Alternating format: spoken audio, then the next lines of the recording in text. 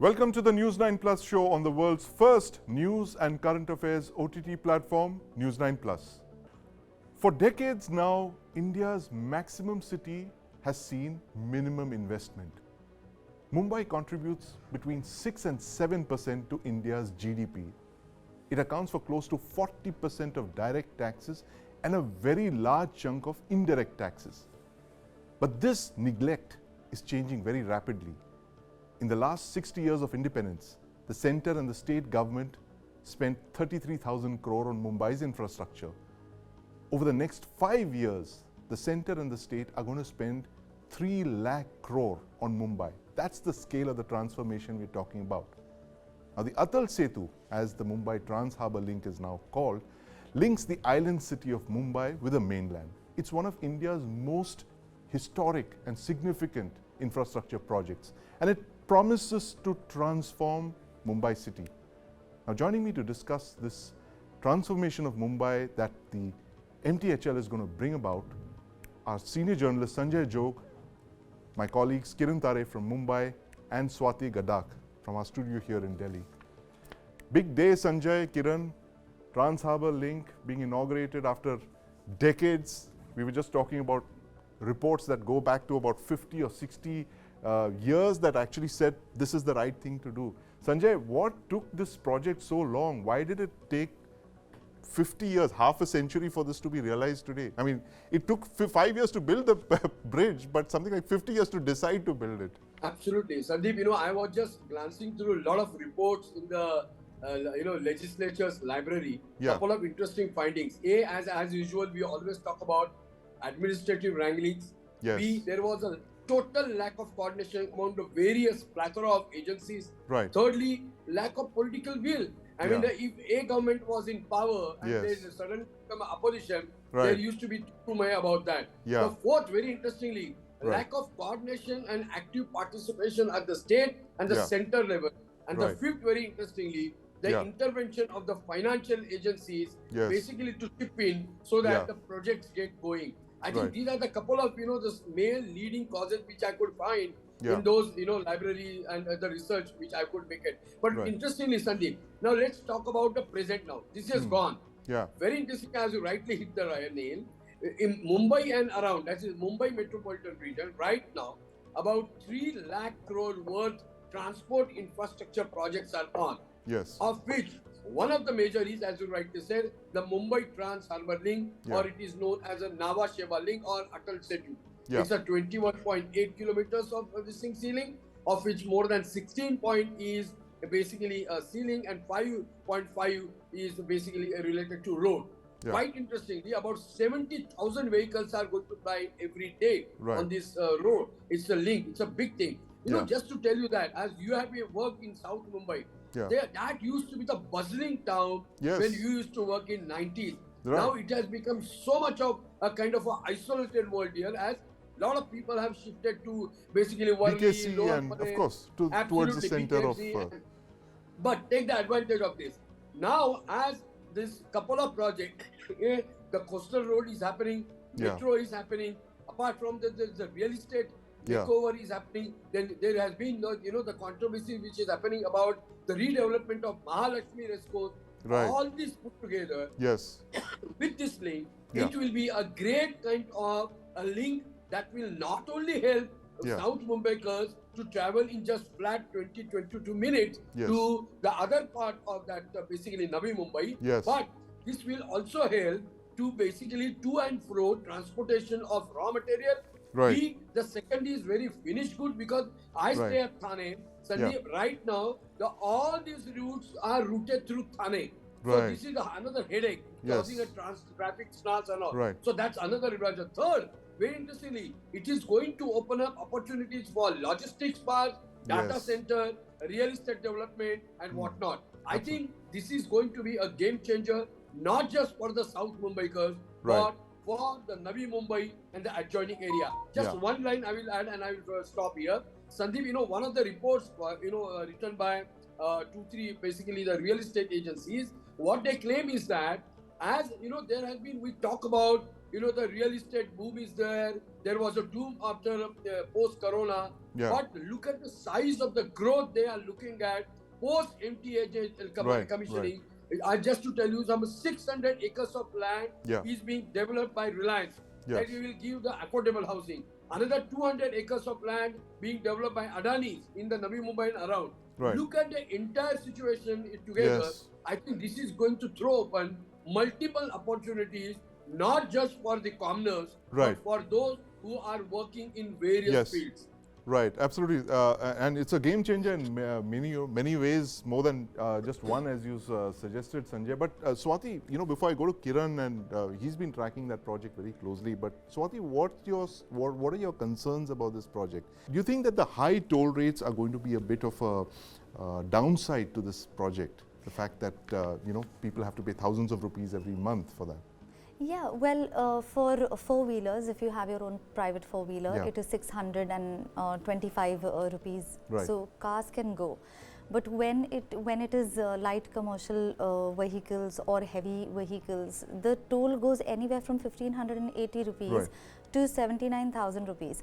So the drawback over here is, if you're building infrastructure Yeah. and you're taking so much amount of money from Right. people, then that's not helpful, and nobody is going to be very encouraged to go. So all the traffic that Yeah. was blocked from Baikala to your Chembur to Dadar, Sion and Vashi, They're going Belapur, to bypass the it is going to- MTHL.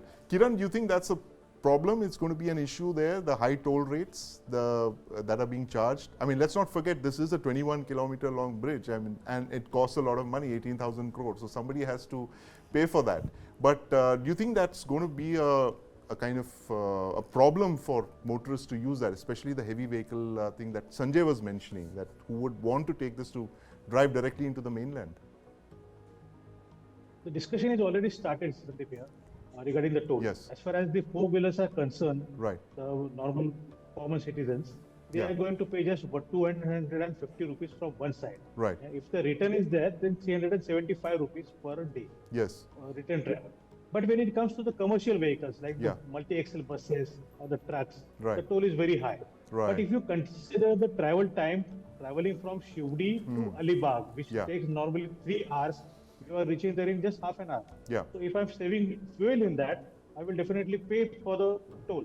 Right. And of course, this high toll charges will be passed on to the consumers. Yes. Anyway, the consumers are paying more. Yeah. But anyway, if they are going to save the fuel, Yeah. the cost could be reduced in the future. So there is So I'm thinking. there's a possibility that these rates could actually be brought down, you think? Yeah, I think. Also, there is a proposal that there should be a public transport buses as well. Right. Once the connectivity is better, public transport buses. So, people right, can which use is the that. whole purpose So- of the entire infrastructure push, is to get more people to use public transport. But joining us is Mr. Shashi Prabhu, architect and town planner.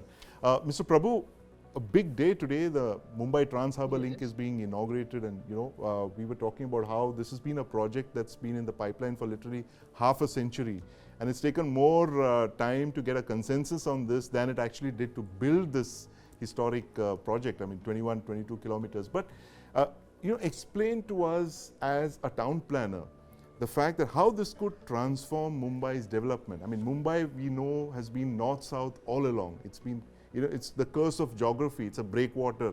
It's just two directions there.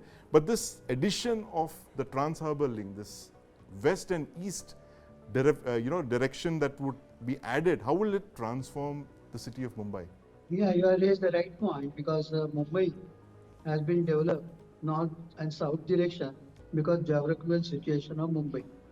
Now we have got the opportunity to go towards the western side, eastern side, Right. and then because of the bridge, it's a long bridge. I have seen it a couple of occasions, aircraft and then chopper also, and I see that there is a good potential and a lot of working hours, and then I think Larsen told me that the contractors. Yes. It's a complement thing.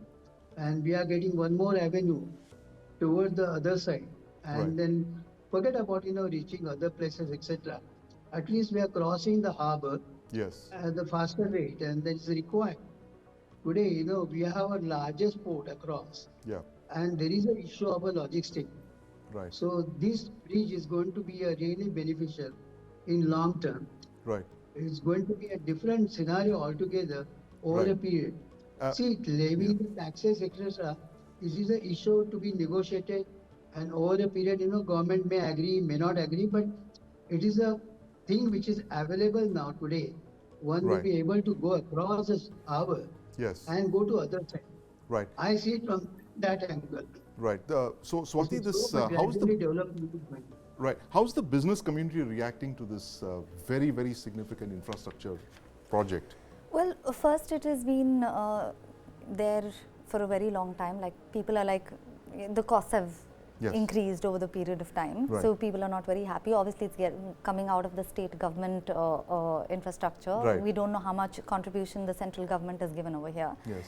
That is one thing. The other thing is, though it is convenient, you know, the Navi Mumbai airport. Yes.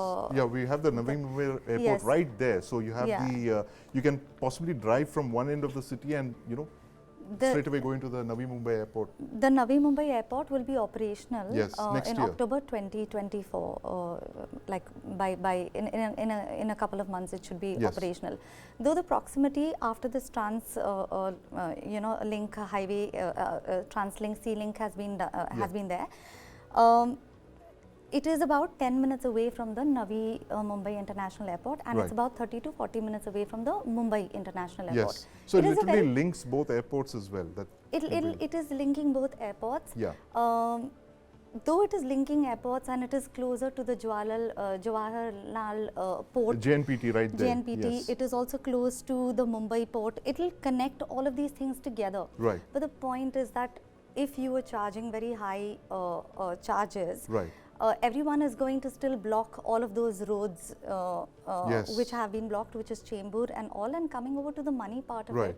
it, is if you reduce the costs some more, if you reduce them, there will be more usage on the roads, and they will eventually, pass away all the money that has been spent, because obviously it comes through the people. Right. But if they are going to charge people initially at a very strong rate, then I think people will still, try and Prefer push to their use the old routes. and- old routes, because old habits die hard. Absolutely. And Mr. Prabhu, this point that Swati raised, the fact that the high toll rates could actually inhibit usage of the Trans Harbour Link. Do you think that's a valid point? And you probably need to bring those rates down to encourage more people to use the Trans Harbour Link and thereby bring down costs. Obviously, people, once you start using it, and then more and more people are traveling, there is a more Yeah. collection. Automatically, the receiving people, they will think of reduction. Sanjay, I want to ask you about this multimodal transport, literally, if you can call it that. Now, Mumbai is, because of all this investment, 3 lakh crore worth of investment, you have the metro that's coming up, right? 10 or 14 lines of the metro. You have an existing suburban network where a lot of pressure is going to be taken off. You have the Trans Harbour Link, the road, the coastal road projects and all that. What more does Mumbai really need to, bring it into the league of, say, Singapore and Shanghai, which was the slogan many years ago? The experts to whom I have been talking to, a couple of them are saying that this thing is fine. But look at what has happened to monorail. You were also there in Yes. 2010. Yes, It started. yes. Now it's a loss-making venture. Now the proposal has come that it will merge into MMRDA along with the metro operation. Right. But again, the issue is of the survival of the project. B, Yeah. there has been a talk of one ticket for all this transport. Yes. That is there to be, this is a reality. Yeah. Mr. Fadnavis, when he was the chief minister, when there was a Make in Maharashtra conference which was held Yeah. in 2018, he has talked about that. There was a kind of a movement in that direction, Yeah. but so far, in reality, nothing has happened. Thirdly, what everybody, the commuter want is that, as you rightly said, some 7 million commuters travel daily Yeah. in Mumbai suburban railways, 4.5 million commuters in base buses, and there are, about this, because right now, 11.4 kilometers of metro of that Reliance, they are carrying about 3 lakh to 9 lakh commuters, while the other two have begun out also, the footfalls are increasing. But Right. what they really want is the connectivity from the metro station, which Yes. is not happening. Same thing is the situation in Nagpur. Right. There has been a 32 kilometer of, because I was there to cover this winter session, what people are finding it difficult is that if they get down at the station, Yeah. there is no connectivity. The Either last mile public transport- connectivity, that's a very important Absolutely. So piece. Mumbai and in suburb, Yeah. you have also traveled. If I have got a metro station Yeah. somewhere in Bandra, And if I have to travel from there to go to suburb, this thing, and if there is no connectivity, Yes. they are definitely going to have a major issue. These are very big issues, Sanjay. In fact, Kiran, apart from the issues that Sanjay raised, which are very, very important, of course, but there is the issue of, the Mumbai 3.0, the third city across the harbour that you were talking of, right? You have Navi Mumbai, which developed about 50 years back, which was proposed 50 years back. It didn't take off because of the various reasons. It became a dormitory, as they would call it, to Mumbai. What are the prospects of this third Mumbai now developing on the mainland in the next decade or so? Third Mumbai was conceived in late 90s, but now with the opening of MTHL, it will take a pace. Why Right. I am telling this, just for two examples. The airport authority is developing an area in collaboration with CIDCO, which is called as Naina City, which Right. will be at around the Navi Mumbai airport, which is coming up. Yeah. Plus, MMRDA has announced to set up another city in the same area. Right. In addition to that, big developers, private developers like Hiranandani and Raheja and Lodha, Yeah. they have bought hundreds of acres of land. Right. So they have already planned a city there. The city is not on the paper at present, it's only on the preparation stage. But it's all going to be But driven by city the has private been- sector. It's going to be driven by the private sector. Plus, this MTHL, where it ends, at Cheerless Junction, Yeah. it will be connected to Mumbai-Pune Expressway and the Right. Mumbai-Goa Expressway. Okay. So that will be a juncture, and if the viewers Yes. are aware, Right. Panvel could be the city center in the future. So Yes. the city will be developed around Panvel. Oh, that's interesting. So actually the development moves away from the island city of Mumbai and it goes on to the mainland. Where Panvel is very much on the mainland.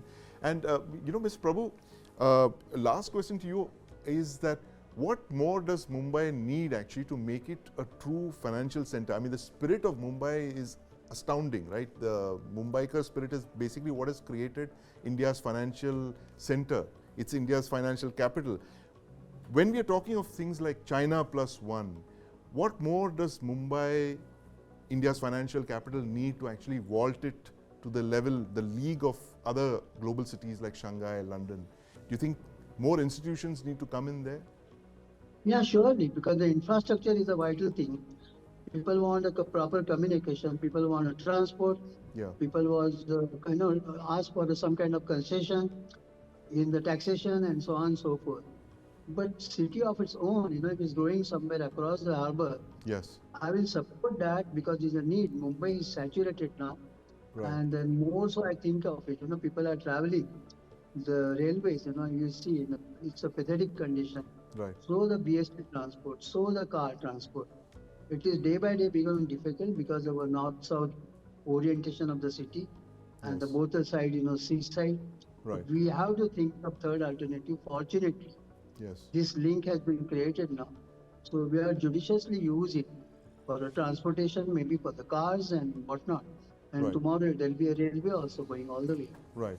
Of course, these issues are very equally important, the issues of costing and tolls and whether the common man can actually afford all this. But I want to thank my panelists, Mr. Shashi Prabhu, Sanjay, and my colleague Kiran Tare for joining us to talk about this historic event today, the Mumbai Trans Harbour Link that could completely transform India's maximum city, maximize Mumbai in a way that we've not seen in many decades. Thank you very much, gentlemen, and Swati for joining us on this discussion. The US-led coalition has attacked the Houthis in Yemen. 60 targets were hit in 16 different locations. Over 100 precision-guided bombs and missiles were launched by aircraft, submarines, and warships. They targeted command and control nodes, munition depots, launching systems, production facilities, and air defense radar systems used by the Houthi rebels. Now, the Houthis have been targeting merchant shipping in the Red Sea by firing ballistic missiles, cruise missiles, and drones at them. It's one of the most fascinating aspects of maritime warfare ever seen. Now, the Houthis have threatened to retaliate for these US-led attacks. Will the war spread? And joining me to discuss this are former Navy spokesperson Captain D.K. Sharma, geopolitical expert Pramit Pal Chaudhary, and my colleague Aditya Raj Kaul. Gentlemen, are we looking at the most dangerous moment of the last 3 months? Pramit, I want to start by asking you this. Is this the tipping point? Will the war spread beyond the second theatre of the Yemen conflict? See, one of the questions, I mean, my sense is Iran doesn't actually want to have it spread. Definitely they don't want it spread to Iran directly. They have their own economic problems, but they've also been reasonably cautious. They like the fact that Saudi Arabia, UAE are being pilloried in the Arab world. Right. They like the fact that Israel is bogged down in Gaza, but they're not interested in getting into being in the crossfire of anything right now. So they're actually sitting in a very nice position where they're getting a lot of, they're winning a lot of points in the Islamic world, in the Arab world, for really minimal cost. Now they're clearly supporting the Houthis, but keep in mind that the Houthis play their own games as well. There's a limit to how much Iran controls them. So my sense is Iran has no problems with what's happened here. This makes them look good.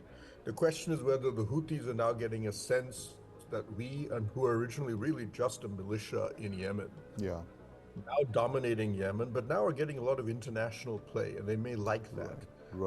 And whether they decide to go beyond what Iran's, in my view, carefully calibrated responses to everything is a big question. But so far, keep in mind, the Houthis have killed nobody. The ships, I mean, but they didn't have they had a problem with killing anybody. A lot of the missiles and drones are shot down. And they've had a number of their ships destroyed, their small attempts to board vessels. Even this response, 60 missiles were fired, only 5 people killed. And they were very clearly, therefore, fired at times and at targets where there were very low numbers of people. Both sides are trying to hold back here and send messages to each other. I think this will continue. It'll be a sitzkrieg. It'll be a very slow burn action. Ultimately, the Houthis are more interested, and the Iranians are more interested in imposing economic costs, both against Israel. Port of Eilat now has 80% drop in terms of shipping, but also keep in mind against Egypt, a country that Iran does not have a good relationship with, and which is in many ways seen as a proxy for Saudi Arabia and UAE by then. And Egypt is being strangled as we speak because of the Suez Canal. Revenues have just crashed. They have taken more damage than anybody else. Absolutely. And Aditya, this point that Pramit made, that you're looking at actually 3 conflict zones that have unfolded over the last 2 years.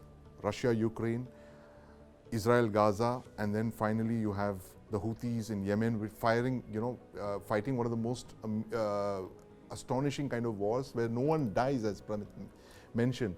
Do you see the prospect, the fact that Iran is a big player now? Foreign Minister Jaishankar is headed there in the next couple of days. What will you talk to them about? Well, certainly the shipping routes, certainly the safety of the corridor, really, that would be on top of the agenda.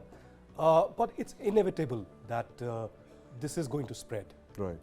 Both the Americans and the Iranians may have tried that they shouldn't escalate, they shouldn't spread really hold back beyond the 2 wars that are already ongoing right now. But it seems that the rebels and these people are very much active. A lot of international vessels and ships have been targeted in the last 2 months very frequently, and in a very movie style abduction and kidnappings happening. And we've had the Indian ships as well, which have been targeted, and a lot of international vessels have had Indian crew members inside it as well. So I think it is going to escalate. To what level is something that we need to see with the action that has been seen today with India and with US and UK together attacking along with support of multiple other countries. Clearly is an indication that they are not going to look the other way. There's going to be a strong response, and the Houthis have already said that there will be a swift response and they should wait for it. So I think it's clearly going to escalate, but again, I think India is going to play a role, not exactly of a mediator, but of a peacenik here, and say that the merchant shipping routes in these particular areas, the Red Sea, the Gulf of Aden, needs to be secure. Humanitarian aid, etc., needs to be protected at all costs. But will these rebels really agree is a big question. Yeah, absolutely. As Pramit mentioned, they might have had a taste of their 5 minutes in the global sun. And Captain Sharma, this point that Aditya was making, and indeed Pramit said that as well, the possibility that this could actually spill over. We're looking at near historic deployments of the Indian Navy in the Indian Ocean and the Arabian Sea and Red Sea. What would the Navy now do, given the fact that this war threatens to escalate, the Houthis could strike, hit Saudi Arabia and UAE as they've threatened? What would be our response there in the Red Sea and Arabian Sea? I really don't know whether India will venture out into that area. But as we see today, this was almost coming. 3 days back, the US had given them a warning that stop this attacks on the white shipping, because it is affecting one and all. It is affecting the world economics, and a lot of the containers are stuck on the north side of Suez, and here we are trying to do a kind of a deterrent patrol so that no untoward incident happens. But there is no guarantee. You see the continent of, see the spread of Yemen. It is hundreds of nautical miles, and from where the missiles are coming, who's feeding them the position, and this was almost a given that if they don't stop it, the Prosperity Guardian, which was doing all the job on the sea, had to shift gears and have to now deteriorate or maybe diminish their capability to launch these attacks. Otherwise, this problem will, they will achieve their aims of disrupting the traffic. Once the traffic is disrupted, that means they have an upper hand, which is not allowed them. So these are global commons. This is where everybody has a right to go, and just because you have sympathy with something which is happening on ground does not mean that you will affect the whole economics, the whole trade of the world.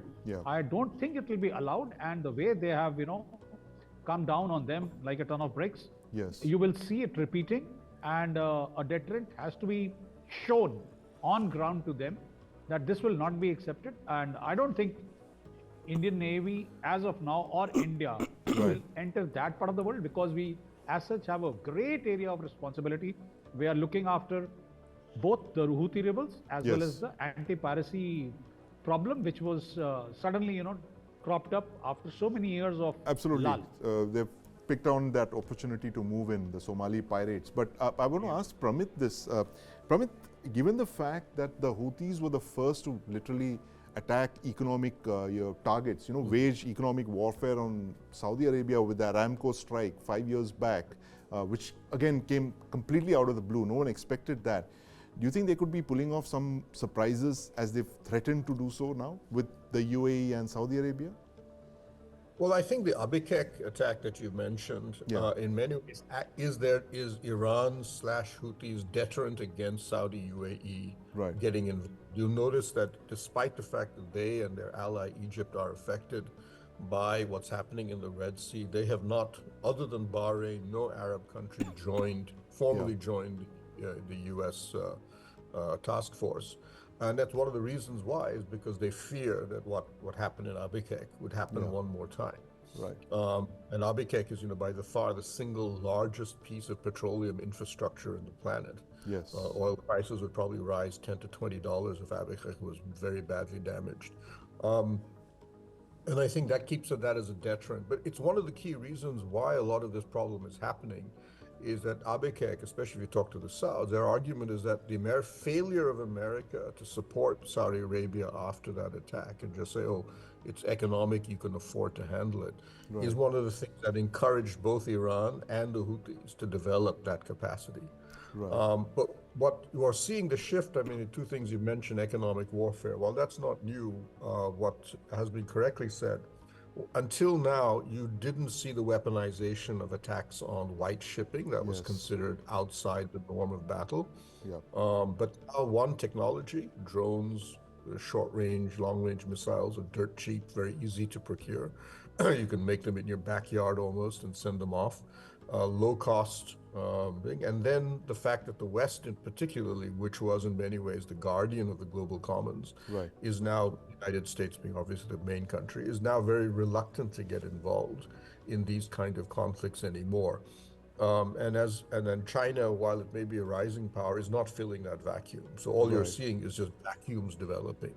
India is doing a small part of this. We're not. Yes. I think we're very clearly not interested in getting involved in the fight on the Red Sea. Right. But in the Arabian Sea, you can see that we're trying to fill up the gaps that are being caused by American ships being moved over to the Red Sea. But if you look at the latest cover of The Economist, I think it's about shipping. It's about who rules the wave, I believe is the title. Right. And it's exactly this, that the West no longer has the ships to patrol the world. And the Americans have, come to India even 5-7 years ago. I can remember them telling India, whatever ships we have are going to go to China. They're going to be facing China in the Western Pacific. Yes. So we no longer have ships in the South Atlantic Ocean. We no longer have ships in South Central Indian Ocean. Those areas are just blank. Right. And it was interesting that the Europeans had deployed ships, for example, in the Gulf of Guinea against pirates there and so on. All of their ships left and went to the Baltic. Right. And the Mediterranean after the Ukraine war broke out. Yes. So you have this incredibly stretched naval capacity globally. Right. You remember Mike Mullen, the former chief of Navy Staff of America, had proposed a 1,000 ship navy that the world produced. Sounds like science fiction now. Exactly. I don't think we could actually put together 1,000 ships anymore, even if everybody wanted to join. Right. Even assuming U.S. and China were to get together, I don't know if there's 1,000 capital ships in the world left to be able to man the global commons. Absolutely. And I want to ask Captain Sharma the point that Pramit made, Captain Sharma, the 1,000-ship navy. The Indian Navy has always been making these projections for a very large surface naval force to handle all these threats. But given the fact that the way ship costs are rising, it costs a lot of money to build destroyers and frigates. Is there a case for a lighter ship that we can make, smaller, militarized OPVs perhaps, that you can build in large numbers to fill those gaps that Pramit mentioned in the Indian Ocean? As you, Anna, as Pramit rightly brought out, even a 1,000-strong navy will not be able to patrol the global commons. Right. So the first point which comes out to it, all the operations probably now will have to be kind of coalition operations, or maybe with some shared responsibility. Right. It is just not possible, and that is what we are exactly doing. Right. That in the Indo-Pacific part, the Indian Ocean is being handled by Indian Navy because we have that kind of capability and wherewithal. Right. But if you ask me that beyond this, if I have to, if the Indian Navy has to deploy in the western part of the Arabian Sea, which is jutting out into the Red Sea, Gulf of Aden and beyond, and parallelly on the eastern side in the South China Sea or in the Southern Pacific, it is kind of near impossible, as the strength of the navies is as on today. Yes, we can look into making some smaller craft, but then Sandeep, for out of area operations, you need bigger vessels which have a bigger holding of armory, endurance and capacity and all of that. Right. So but it is that's just, going to be, it doesn't match. Yes.